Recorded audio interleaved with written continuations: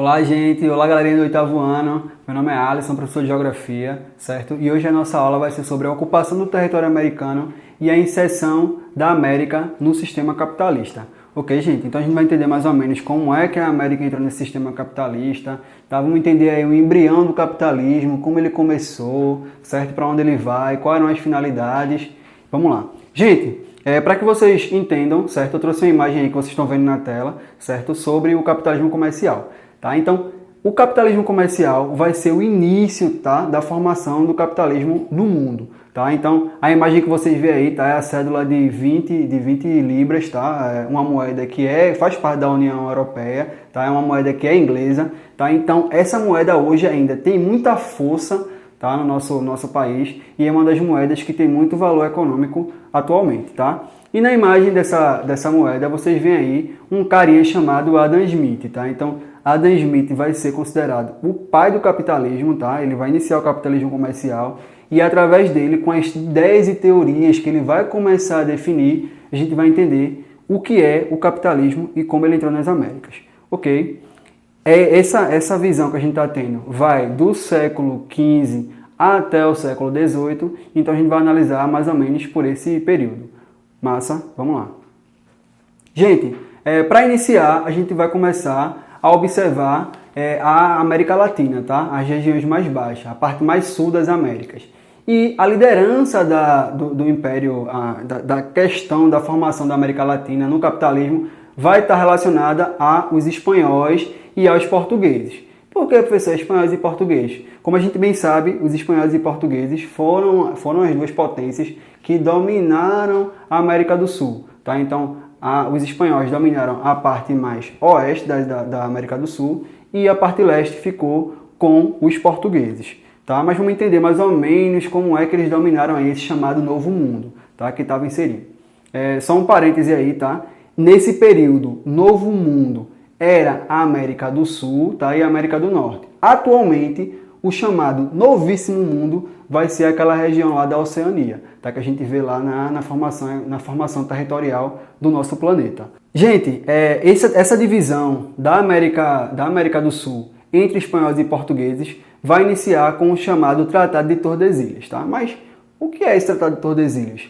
Esse tratado vai ser um tratado que é um acordo comercial entre espanhóis e portugueses, no qual dizia, português, tu fica nesse teu lado da linha aí, a gente fica no nosso lado e cada um explora e domina a região que quer, tá? Mas cada um no seu lado e ninguém ultrapassa o ladinho do outro. Então, os portugueses começaram a perder território, pegaram uma parte muito pequena, porque, assim, os portugueses eles não tinham ainda uma noção territorial como os espanhóis. Os espanhóis foram os primeiros a chegar aqui na América do Sul e os portugueses chegaram em seguida, tá? Coladinho com eles, mas não tiveram ainda a noção do tamanho das Américas, tá? Que eles chamavam antigamente de as Novas Índias. Eu trouxe para vocês a imagem na tela, tá?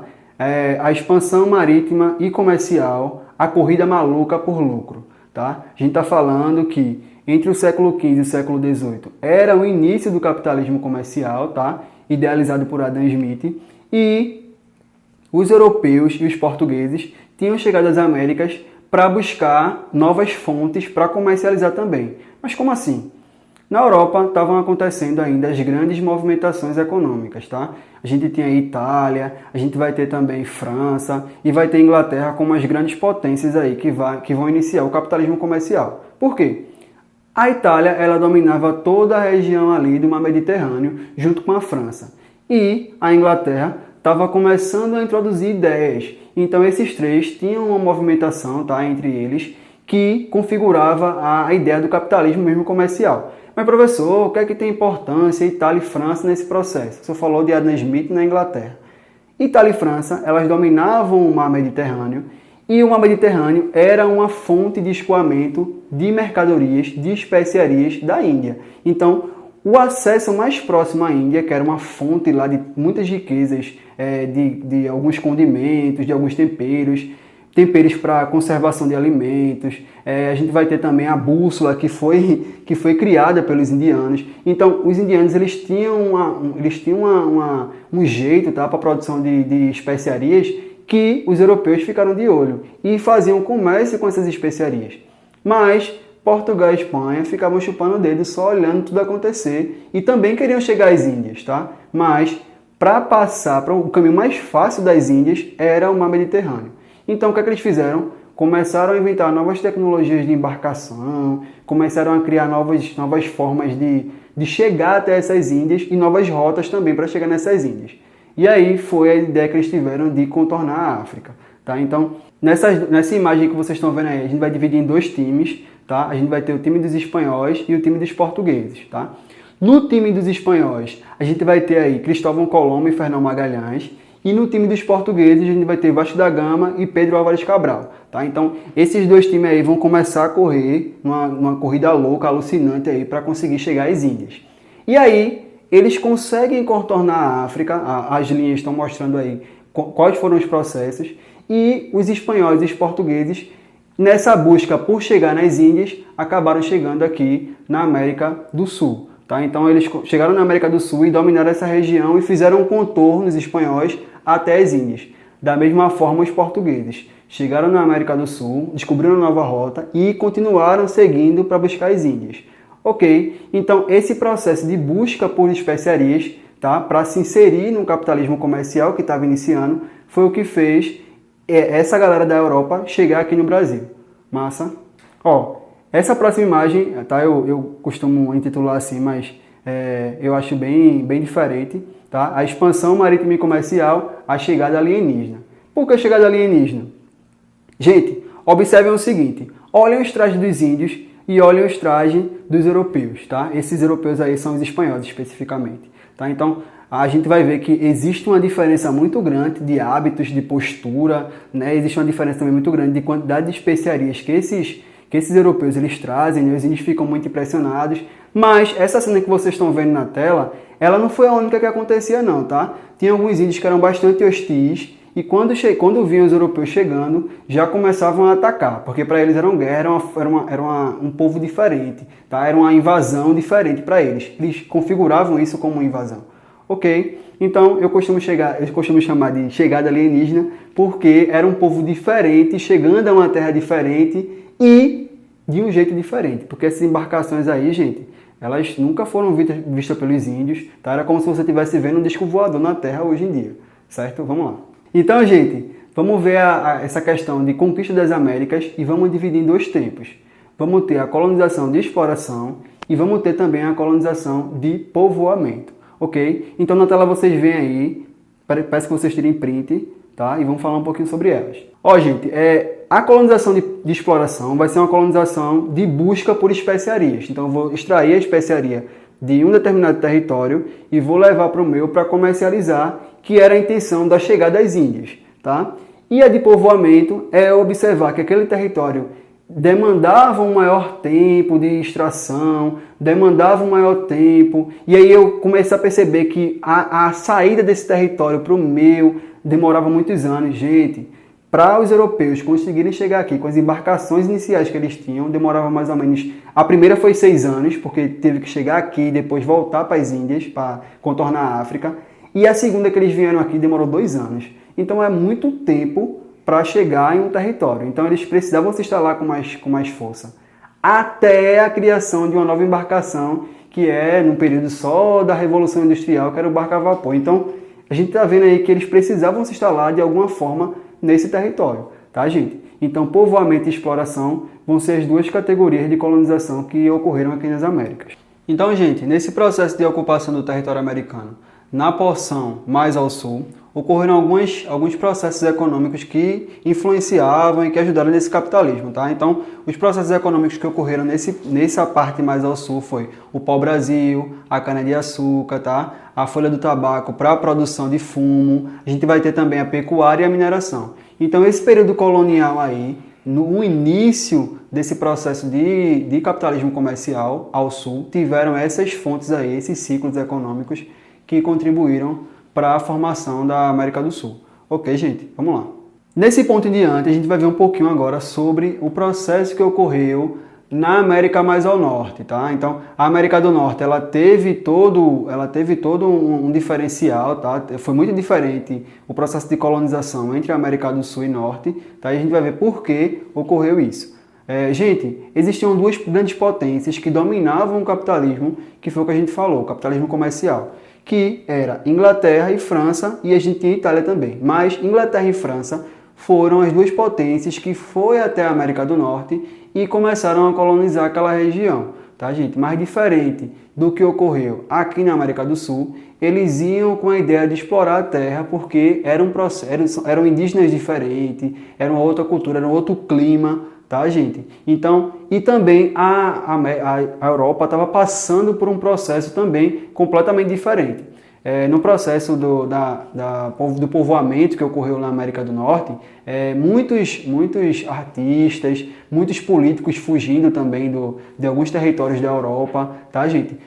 Tinha uma briga religiosa muito grande também, os protestantes indo para a América do Norte. Então, eles estavam saindo, eles estavam no êxodo, certo? Para a América do Norte. Então, a intenção era realmente o povoamento. Então, a diferença entre as colônias que tiveram na América do Norte e na América do Sul foi que no Sul a exploração foi o foco e no Norte o povoamento foi mais o foco, tá? Mas não quer dizer que na América do Norte não houve exploração, porque houve muita exploração também na América do Norte.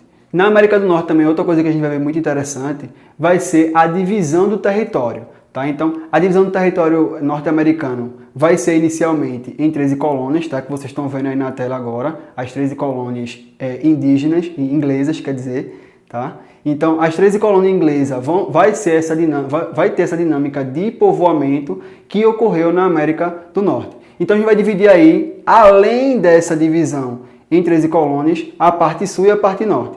Na parte norte, a gente vai ter as colônias inglesas, chamadas de Nova Inglaterra, e na parte mais ao sul, a gente vai ter algumas colônias que vai ter a exploração como seu foco. Como assim, professor? Na parte mais ao sul, gente, a gente vai ter um terreno mais propício, um clima mais próximo da linha do Equador. Então, ou seja, essa região é uma região mais propícia à produção, tá? A terra é mais propícia para o cultivo. Enquanto ao norte as áreas são um pouco mais frias, tá? Então fica uma região mais administrativa, fica uma região mais econômica e até hoje isso existe. Tanto é que Nova York, né? Ela fica nas regiões ao norte. Então, essa ideia de sul e norte também divide o território norte-americano. Professor, e a França? Você não falou da França ainda. A França ela vai ocupar mais as regiões ao norte ainda do Canadá, certo? Mas houve uma guerrinha aí e a França também ocupou uma região mais ao sul, chamada hoje de Louisiana. Então, Louisiana é uma região ao sul da América do Norte que teve a ocupação da França, tá? E a França ela dominou aquela área ali por muitos anos, tá? Até ser realmente reconquistada pela Inglaterra, e isso fez com que essa região fosse novamente inglesa. Ok, gente? Uma outra coisa que a gente vai observar também vai ser a independência dessas colônias, tá, luso-hispânicas. Professor, colônias luso-hispânicas? Sim, as colônias luso-hispânicas, gente, são as colônias que teve a ideia de Portugal luso, tá? Esse termo luso vai estar remetido a Portugal. E hispânicas, a gente vai ter a ideia da Espanha, tá? Da América Espanhola. Então, quando essa independência luso-hispânica começou a ocorrer com mais força nessas regiões, e a gente vai ver que isso teve influência do capitalismo comercial, a gente vai ter realmente uma reorganização no território, ok? Nessa imagem que vocês veem agora aí, vocês veem que os estados, há uma formação de dois tipos de regiões, tá? A gente vai ter os estados latino-americanos, que são os estados de origem latina. Esse latim aí, gente, vem do latim, que é o espanhol, é o português, é o francês, tá? Essas são as línguas de origem. E a gente vai ter também um território chamado de anglo-saxão. Mas, no território latino-americano, a gente vai ver que as pessoas têm a língua, o espanhol e o português, como predominância. Então, essas duas divisões aí, gente, elas estão relacionadas à questão da língua, ok? Nessa próxima imagem, vocês veem aí a formação dos estados anglo-saxão, que é de origem de língua inglesa, tá? Na primeira foto do globo, está mostrando que a parte anglo-saxônica está Estados Unidos, Canadá, e lá em cima está o estado também do Alasca, tá, gente? E alguns territórios conquistados pela América, ok? E do lado está uma bandeirinha, na mesma imagem, está uma bandeirinha aí que mostra as três áreas, tá, dessa parte mais ao norte. Mas tem uma intrusa no meio aí, que é a bandeira do México. Tá? O México, gente, ele não está inserido nessa questão anglo-saxônica, tá? Mas o México está nessa bandeira porque o México ocupa a região ao norte junto com o Canadá e Estados Unidos. Gente, para finalizar, vamos fazer uma questãozinha para a gente ver se fixou as ideias, tá? de colonização, dessa questão de povoamento, dessa questão de inserção de capitalismo. Ok? Então na tela vocês conseguem ver a questão aí, tá? Peço que vocês deem print, tá? E a resposta dessa questão vai estar lá nos comentários, tá? Então vocês vão ter que comentar lá para saber a resposta. Ok? Vamos lá. Gente, a respeito das características que diferenciam a América Latina da América Anglo-Saxônica, avaliem as preposições abaixo. Então vocês vão avaliar os pontos e vocês vão me dizer quais são os pontos que estão corretos e incorretos. Mas nessa questão especificamente, elas pedem as questões corretas. Ok? Vamos lá. A América Anglo-Saxônica, além de ter tido um passado colonial diferente dos países da América Latina, possui o inglês como língua oficial. Verdadeiro ou falso? Segundo, a maior parte dos países latino-americanos, no período colonial, suas economias destinadas ao abastecimento da metrópole, característica comum em colônias de exploração. Terceiro, os países da América Latina possuem um passado comum. A maior parte dos seus países foi colônia de exploração de países europeus, como a Espanha, Portugal e França. Quarto, ao avaliar o passado dos países da América Anglo-Saxônica e da América Latina, torna-se difícil compreender como países com períodos e histórias de colonização tão semelhantes tentam hoje um panorama social e econômico tão distintos. Então, ao lado tá as alternativas e vocês vão me dizer o que é que está correto, o que é que está incorreto nessa questão. Ok, gente? Até uma próxima aula. Valeu!